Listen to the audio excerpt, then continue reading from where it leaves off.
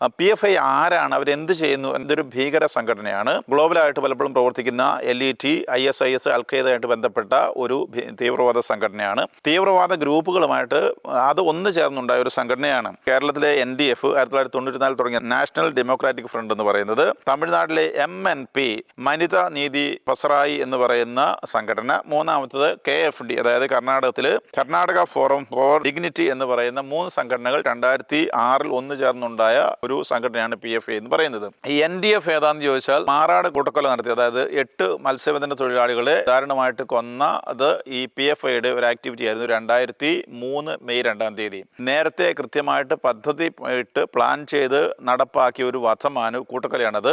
ഇതിനുള്ള ആയുധങ്ങൾ അടുത്തുള്ള ഒരു മോസ്കിലാണ് ഇവർ സൂക്ഷിച്ചിരുന്നത്.